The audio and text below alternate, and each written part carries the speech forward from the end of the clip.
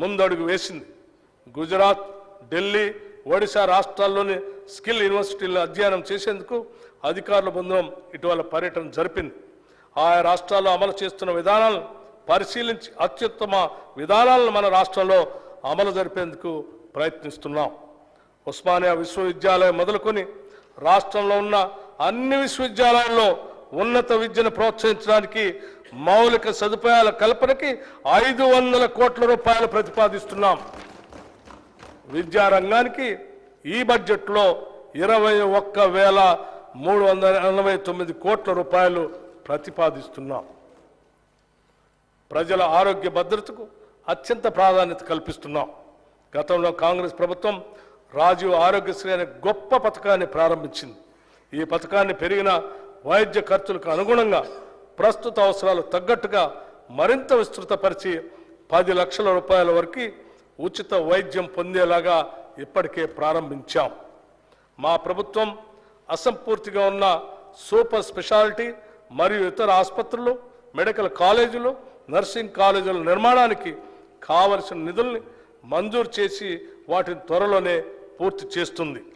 హైదరాబాదులో వైద్య సేవలు విస్తృతపరిచేందుకు వీలుగా నిమ్స్ వైద్యశాల విస్తరణను పూర్తి చేసేందుకు తగిన నిధులు కేటాయిస్తాం.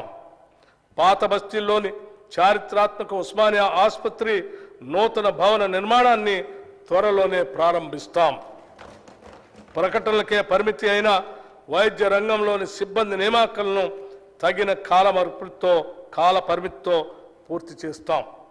మా ప్రభుత్వం ఏర్పడిన వెంటనే 6,956 నర్సింగ్ ఆఫీసుల నియామకాల ప్రక్రియను పూర్తి చేసి వారికి నియామక పత్రాలని అందజేయటం జరిగింది. ప్రభుత్వ వైద్యశాలలను మరింత పటిష్టపరిచి విద్యా నిర్వహణకు కావలసిన నిధుల్ని మంజూరు చేస్తాం.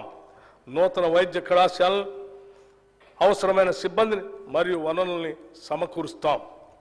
వైద్య రంగానికి ఈ బడ్జెట్లో 11,500 కోట్ల రూపాయలు ప్రతిపాదిస్తున్నాం. యువజన సంక్షేమం యువకుల్ని రెచ్చగొట్టడం కాదు, హక్కున చేర్చుకుంటాం. వారికి ఆసరాగా ఉంటాం, ఆదుకుంటాం. స్వేచ్ఛాయుత తెలంగాణలో ఆత్మగౌరవంతో బతికే ఏర్పాట్లు చేస్తాం.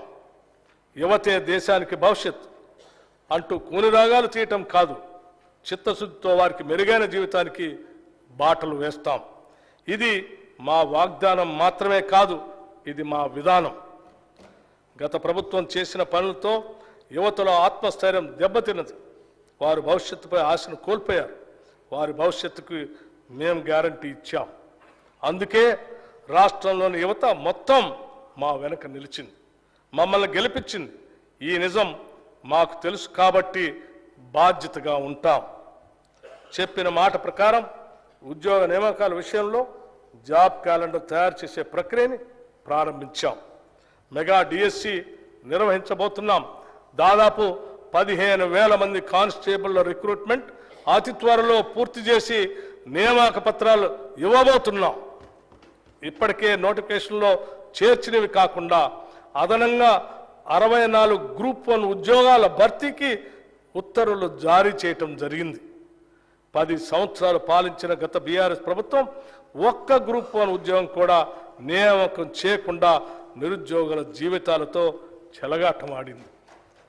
తెలంగాణ పబ్లిక్ సర్వీస్ కమిషన్ సరైన దారిలో నిరుద్యోగ యువత ఆకాంక్షలు నెరవేర్చే విధంగా పనిచేయటానికి ప్రక్షాళన చేయటం జరిగింది.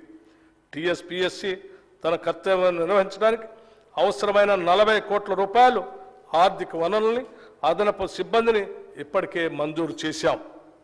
కార్మిక సంక్షేమం తెలంగాణ రాష్ట్రంలోని కార్మికుల సంక్షేమానికి ప్రభుత్వం ప్రాధాన్యతనిస్తుంది. సంఘటిత కార్మికులకి, అసంఘటిత కార్మికులకి అందించే సాయాన్ని మరింత పకడ్బందీగా అందుబాటులో ఉంచుతాం. నిబంధనలు సరళీకరించడం ద్వారా ఎక్కువ మంది లాభం చేకూరే విధంగా చర్యలు తీసుకుంటున్నాం. మా ప్రభుత్వం గిగ్ వర్కర్ల సంక్షేమానికి కూడా పునాదులు వేసింది. గిగ్ వర్కర్ అంటే ఒక తాత్కాలిక ఉద్యోగం లాంటి వాడు. సాంప్రదాయ ఉద్యోగుల వలె కాకుండా గిగ్ ఎకానమీ కార్మికులకి పూర్తి సమయ ఉద్యోగికి ఉండే భద్రత, ప్రోత్సాహకాలు మరియు ఉద్యోగ ప్రయోజనాలు ఉండవు. వారికి ఏదైనా ప్రమాదం సంభవించి ప్రాణాలు కోల్పోతే వారి కుటుంబం మొత్తం రోడ్డున పడుతుంది.